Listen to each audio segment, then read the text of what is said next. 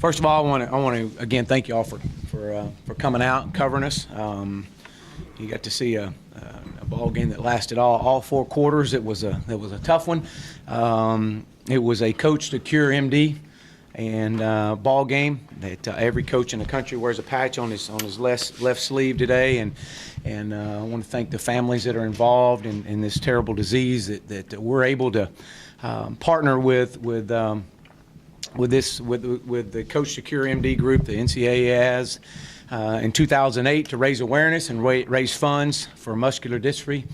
And I know that they've put that out, but it's text CURE, C-U-R-E, to 50555 for a $10 donation. And, it's an opportunity for us to use a platform that we have to help raise awareness, and to be able to have some families involved today with us is just rewarding to be a platform that we have to do this. I want to give credit to Coach Edsel and his UConn team. He's building a program. There's no doubt about it. They're getting better every week. I know what he's going through. We've gone through it. They're getting better. They played extremely hard. I knew they would. They got better from week 1 to week 2 and week 2 to week 3, and obviously into this week. And we knew they weren't going to just lay down. And Coach Lashley, offensive coordinator, did an outstanding job. There were times just with their alignment we knew what they were doing, but we still couldn't stop it. And but that's a credit to their guys executing, and so my hat's off to them. I'm proud of our guys. I'm proud of the way our young men played today. Chris Bordano, linebacker here, was our honorary captain, and he spoke to the team yesterday, and he talked about it's all how you finish. That was his message to our team. It's all how you finish. And who would have thought just a little over 24 hours later that it would have been all about how you finish. And part of our culture is confidence, belief, and faith that our process brings results. We preach it, we talk it. It's part of our pillars, and none better than today. While it wasn't our best performance in any of our phases, it was our best response. And that's the biggest thing I could say. It's all about a response. And so I'm extremely, extremely proud of this football team.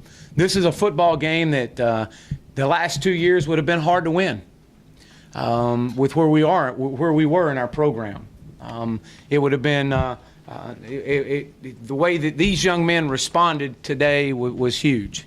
And games like this will do nothing but make us better, make us stronger. But we do know we have to play better. And there's no doubt about that. Offensively, we finished strong. That was our message. We finished strong. I challenged them at halftime, and I didn't think we came out in the third quarter, played very well. I thought we had a lot left in our tank, and I challenged them to finish empty. And I did not think we played well in the third quarter, either side of the ball. But we did play well in the fourth quarter. We dominated the fourth quarter. That's what we train for. We talk about that every day we're on the practice field. Every day we're together is what do we do in the fourth quarter when it matters the most.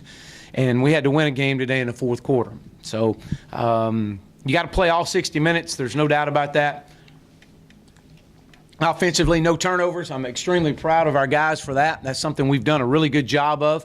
We found a way to get it done in the fourth quarter. Defensively, it was none better to see Mason Gentry make 2 huge sacks and to watch his performance when it mattered most. Obviously, Justin Lawler and Demarie Mixon, but when you're able to see Mason Gentry come back off the injuries that he's came back with the last 2 weeks and to have 2 big-time sacks, that was huge. But again, defensively, not our best play. We were exposed on the back end. We knew that. We knew Jordan was going to be out this game, be back next week. We had to put some young guys in there, and we're going to have to get better. We got to do a better job coaching. We got to do a better job responding because that's going to continue to show up. There's no doubt about that. And but we found a way. We found a way, and for that I'm extremely proud of our guys. Anytime you hold in college football, anytime you can hold someone less than 100 yards rushing, you've done something. We held them to -8 yards rushing. That was a big deal tonight. I'm proud of our guys for that. Again, we gave up the big play too many times, and that was huge. Kept them in the game, and those guys kept fighting and wouldn't give up.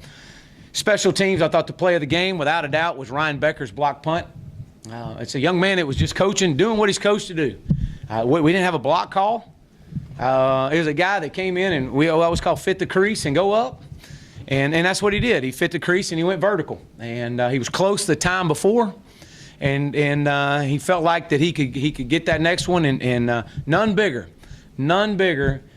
play than Ryan Becker's block punt. That picture will be on this wall this week and will be a part of this program. I'm really proud of that young man. It's a guy that just comes to work every day and does what we ask him to do. So, again, that was huge. Also, Shane Haley, 2 freshmen making plays on special teams as well, creating another turnover. Shane Haley causing a fumble on the kickoff, and Delano picking it up. Again, 2 turnovers, come away with points. Again, that's what this thing's about. And but for that, it's good to win games like that. I'm extremely proud to be 1-0 today. It's all about, we're going to celebrate this one, and the season starts tomorrow mentality. We got next week, we'll obviously got a big opponent in front of us, but they're all big. So we got a 1-game season next week, but we're going to celebrate this one, and there's a lot of things we can do to get better, and we'll get back in here and get back on the field tomorrow and improve that. But with that, I'll open up for questions, but I will say this, we're 1-0 in the UConn season, and that's the only thing that matters. You talked about your concern with your team's performance in the third quarter, and then it flipped in the fourth. Was it something you and the coaches did on the sideline? How did you get that flip to performance level? I thought even the first half we were very lethargic. I thought it was just ho-hum, and I couldn't put a finger on it. We had great preparation this week. The energy level was I don't know. It was hard to put a finger on, and I share with them. Elite teams have to create their own energy. Came in at halftime, and it was pretty straightforward. My message to those guys is I was very disappointed in our play. I didn't think we've played to our standard, which is best, and we had to respond. We had to do something to change the game, and it was going to take somebody to make a play, and it took well into the late third, early fourth quarter before we decided it's time. And it took one guy to make a play, obviously being able to run the football like we were able to do. Cayman Freeman running the ball well. We had 3 backs a rush for over 70 yards each. Cayman had 68 yards. They kept looking and waiting for somebody in the fourth quarter to make something happen. And at some point as a coach, you look at them and you say, hey, look, it's got to come from you guys. We're at a point in our program 3 years into this thing, we got to find a way to make this happen. And if we want to continue to move this thing forward and push the envelope and raise the bar, somebody's got to make a play. And that's what happened. And then when one made a play, the momentum changed, and then all of a sudden you create sacks and you create another fumble, and it just feeds off each other. And so we learned some valuable lessons, and still be able to be 1-0 this season has been huge. This isn't the first time we've used local quarterbacks. It's probably the most that really makes DJ throughout the game before closing time. Some of it was definitely a change of pace, but what was the thinking of putting him in there after the roughing the kicker and then just starting? Yeah. Well, I was trying to create a spark, to be honest with you. And we had scripted that DJ was going to go in the third series, but at that point from there, it was just going to have to be whatever happened. I felt like we missed on some throws. I was trying to create a spark. I'll be honest with you, that's what I was trying to do. I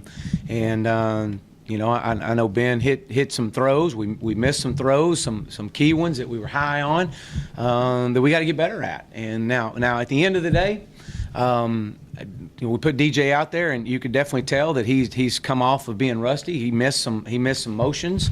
He had some mental assignment errors in there that we couldn't. We had to go back. We went back with Ben, and Ben gave us the best chance and during that time to kind of get us back into the right protections and make the right throws. And but then we went back with DJ later on for him running the ball. But that's we talk about it all the time, and it's not just quarterback. It's any time when those opportunities open up for you, you got to take advantage of your opportunities. And we were just needing a spark, just something to get us going. And, obviously they're all competitors. They all want to play. But we were to be honest with you, I made the change, and I was ready to. We needed a spark. We needed something, just pitch and catch, and let's play. And it obviously created some urgency for Ben, and Ben came in and did some really good things. I mean, so we'll continue to do that. It's I'm proud of all these guys, but offensively, when you're able to come in here and run the ball for almost 300 yards again, that's huge. And but we got to get better. Don't get me wrong. We got a long way to go. We're 1-0, and so it's all about getting this football team better. And wins like this and games like this make you better. They do make you better, and they make you older as a coach, but they make you better. So, but that's okay. That's all right. Now, how important is it to have multiple guys at multiple positions be able to step up big and make big plays? Yeah, when you look at our depth at running back, and you got 3 competitive guys that all want to play and they all want to carry the ball every play, and you love that in them. But I will say this, because they're able to stay fresh, you're able to see what happens late in the fourth quarter when you're able to have to run the football. When you have the receiving core that we have, when you have Trey Quinn, you have Cortland Sutton that had a big night tonight. I mean, again, it just only makes you better as the game wears on. You got to play all 60 minutes or as long as it takes. We're rotating defensive linemen in has been huge for us, and so keeping guys fresh. But that's huge for you. It really is, and it creates competition. It creates excitement. It creates some. Everybody's on their game, and that's what you got to have. Moving this program forward now, this is something we haven't had the luxury of having the depth that we've got, and we still got to keep getting better. 15 catches for Trey Quinn today. Was that simply a byproduct of what you saw from the defense, or was there a concerted effort based on what he had done in the previous 4 games to try to get him the ball more often? No, it was a lot of what they were giving us. A lot of them were runs that were called, and the way they would line up, we would get the ball out on the edge to Trey. It was a check, and obviously we know what kind of playmaker the guy is. I mean, but it was great to see him. But again, all of them. I mean, they all had to find a way to win, and I can't. From where this program started 34 months ago tomorrow to where we are right now is night and day. And it's been a process. It's been a confidence, belief, and faith that the process just get a little better every day brings results. And that's what this thing's about. It really is. And it's not coach talk. When I say we're 1-0, we literally, that's all we want to be is the best we can be right here, right now in this press conference.